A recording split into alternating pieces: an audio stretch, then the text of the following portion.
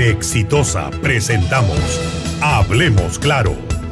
Necesitamos planes, necesitamos un aparato del Estado eficiente donde tienen que desaparecer al mínimo para convertirse en el mínimo los cargos de confianza, y la gente que esté a cargo de las instituciones públicas y de la decisión del gasto sea gente que está ahí porque es capaz de hacer su trabajo y no porque llegó, como ha ocurrido en los últimos 3 años, por favor, por pago de favores, por componendas, por cualquier razón, menos como que por su capacidad para ejercer el cargo que se le ha entregado.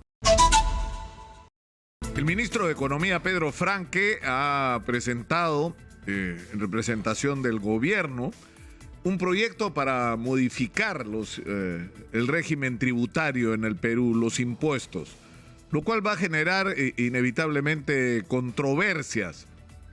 Y esto se va a llevar al Congreso, esto tiene que terminar en un proyecto de ley o en facultades que el Ejecutivo le otorgue, el Parlamento le otorga al Ejecutivo para poder legislar sobre estas materias específicas. Sin embargo, tal vez lo más importante de todo lo que ha dicho el ministro Pedro Franque es lo que ha dicho al final. Es decir, que es necesario que en el Perú se haga un replanteamiento del sistema de contrataciones del Estado y se ha referido a la eficiencia del gasto público. Porque yo creo que esa es una de las tragedias nacionales. Es decir, el problema en el Perú no es que tengamos o no tengamos ingresos, porque por supuesto cualquier esfuerzo que permita que la caja fiscal reciba más recursos, que se pueda cobrar más impuestos de los que se cobra, que la tajada que le toque al Estado peruano por la explotación de los recursos naturales que tenemos y que están sobrevalorados en el mercado mundial en este momento, es decir, el porcentaje que nos toque sea el mayor posible. Por supuesto que eso es algo que todo el mundo quisiera, pero las cosas están como están en el Perú. Fíjense ustedes lo que les voy a decir, no por falta de recursos. El presupuesto de la República, ¿por cuánto se ha multiplicado en los últimos 20, 25 años? ¿Por 3? O sea, ¿cómo ha crecido el Producto Bruto Interno en el Perú? ¿Cómo han crecido nuestras exportaciones? Es decir, tenemos más dinero del que nunca hemos tenido, y con el superciclo de precios altos de los minerales en el mercado mundial y en particular de cobre, el dinero que va a entrar a la caja fiscal va a ser de una cantidad que no hemos visto en toda la historia republicana. Pero ojalá que ese fuera nuestro problema, tener recursos. El problema no es ese. El problema es la gestión de los recursos que tenemos. Y cuando ayer hablábamos con el gobernador regional, en realidad, de Cusco, que se quejaba de la mala imagen que le dan a los gobernadores, y tiene razón, porque que hay también buenos gobernadores decentes y correctos, pero decía una cosa que es cierta: la corrupción es transversal en el Perú.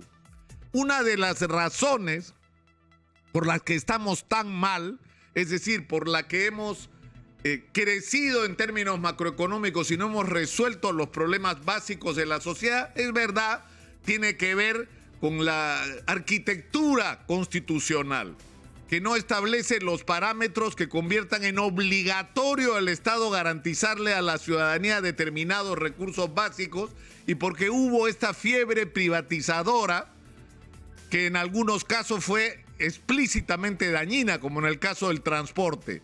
Entonces, ¿de qué se trata? Se trata no solo de tener la mayor cantidad de dinero que sea posible, sino de gastarlo bien, de que el gasto sea eficiente, de que hacer un hospital no demore 7 años, 8 años en hacer un hospital. ¿Dónde se ha visto eso? Un hospital que comienza costando 80, 100 millones de soles y termina costando 3 veces más, porque todos quieren morder del bendito hospital, que se ha convertido en una fuente de enriquecimiento ilícito.